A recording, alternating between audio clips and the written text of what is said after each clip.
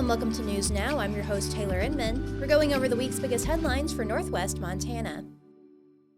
Whitefish police officers arrested 3 people protesting outside the Whitefish Border Patrol station just after 8 a.m. on Tuesday.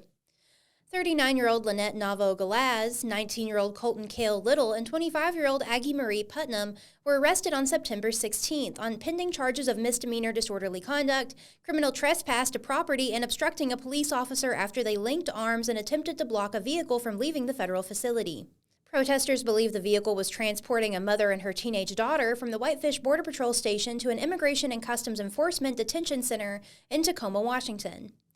The pair was reportedly detained on Sunday evening after arriving at the scene of a vehicle accident near where US 2 and Montana 35 meet in Evergreen, according to Courtney Brooks, who received a frantic phone call from one of them that night. Brooks said the mother and daughter, who protesters referred to as Louisa and Fergie respectively, were not directly involved in the crash, though both appear to have been detained at the scene. Brooks taught Louisa English as a second language in early 2024. She told the Daily Interlake that they don't know how or why the mother and daughter were detained.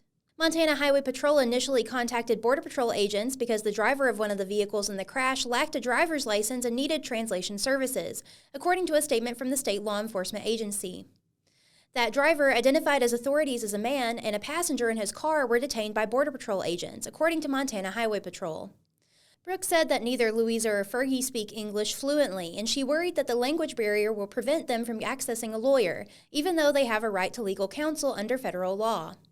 The detainment also raises concerns for Brooks because it's the first time she has heard of a minor being detained by local immigration officials. Louisa and Fergie's immigration statuses are unknown. Customs and Borders Protection did not respond to a request for information by the Daily Interlake's print deadline. Starting Sunday night, demonstrators gathered outside the Whitefish Border Patrol station where Louisa and Fergie were believed to be held, to protest the detainment. While the 24-hour vigil began peacefully, tensions rose as protesters suspected that Border Patrol agents were preparing to transport the mother and daughter out of state. Whitefish police officers broke up a confrontation between Border Patrol officers and Flathead Democracy organizer Lynette Galaz at about 11:30 p.m. on Monday. A video posted to Flathead Democracy's Facebook page shows Galaz standing on the sidewalk in front of the Border Patrol building's parking lot and blocking the way of a truck attempting to exit it. Galaz said, quote, "You're going to have to tell me if you have them in there with you or you're going to have to arrest me," as the Border Patrol agents asked her to move.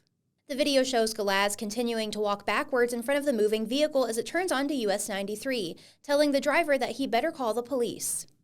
No parties have been charged in connection with that confrontation. The following morning, around 8 a.m., protesters noticed Border Patrol officers again preparing a vehicle to depart the station. Stephen Butters, one of the 7 protesters present, said some of the people began to talk about linking arms in front of the facility's entrance. Anticipating a potentially violent encounter, he called the Whitefish Police Department and asked that officers be sent to the scene. While the 3 protesters were eventually led away in handcuffs, Butters praised the police department's response. He said officers stepped in to shield protesters and Border Patrol agents tried to intervene, de-escalating the situation. Butters said the officers were, quote, "a godsend" as they stepped in and took control of the situation.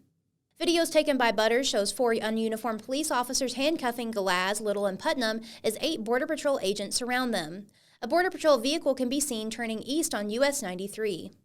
Butters said he saw 2 people who he believes to be Louisa and Fergie in the vehicle. Butters said that the protests at the Border Patrol station have been suspended as organizers determine what the next steps should be. A Yellowstone National Park trail remained closed on Wednesday after a possible grizzly bear attacked a hiker, leaving him with serious but non-life-threatening injuries. The 29-year-old man suffered injuries to his chest and arm in Tuesday's attack on the Turbid Lake Trail northeast of Yellowstone Lake. The man encountered the bear 2.5 miles into the backcountry and sprayed bear repellent as it began to attack, according to park officials. The National Park Service medics walked out with the hiker. He was then taken to a park clinic and then flown to a nearby hospital. Park officials said Wednesday that they had no more information, including the man's name, where he was from, and his updated condition. It was the park's first bear attack since a grizzly injured a hiker in the Mammoth Hot Springs area in 2021. That hiker was able to hike out on his own. And a grizzly killed a woman just west of Yellowstone in 2023. Park officials said the bear in the latest attack will not be relocated or killed because it attacked during a surprise encounter and did not exhibit unnatural behavior. DNA analysis could determine the species. The man believed it was a black bear, but its location, size, and behavior suggested it was a grizzly, according to the statement. Grizzlies and black bears can be difficult to tell apart at times, but grizzlies grow much larger, as much as twice as big, and black bears usually have darker coloring. Grizzlies are federally protected as a threatened species in the lower 48 U.S. states, where their numbers have rebounded from about 700 in the 1970s to around 2,000 today. In the wake of the killing of conservative activist Charlie Kirk, Mayor Mark Johnson condemned political violence and urged local candidates to speak their mind ahead of the upcoming election. Johnson addressed the incident at the Kalispell City Council's September 15th meeting, saying, quote, "As a country, we need to settle the frick down.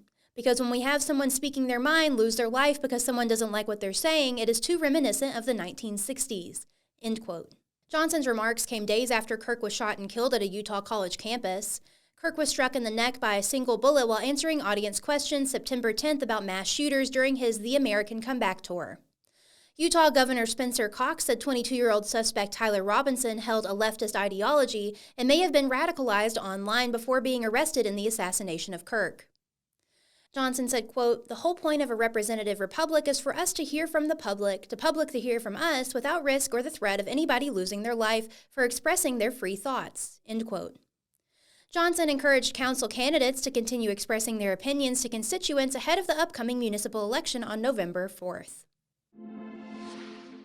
Thanks for joining us. News Now is a podcast from the Daily Interlake. We're proud to be the largest independent newsroom in Montana and the longest continuously published newspaper in the region. Today's stories were written by Daily Interlake reporters Haley Smalley and Jack Underhill, as well as the Associated Press. And if you haven't already, subscribe to our YouTube channel to never miss an episode of the pod. Everybody stay safe and have a great week. Thanks to our sponsor, Lauren's Auto Repair at 1309 U.S. Highway 2 in Kalispell. Most consistently rated 5-star shop serving the Kalispell area. Visit lawrencauto.com.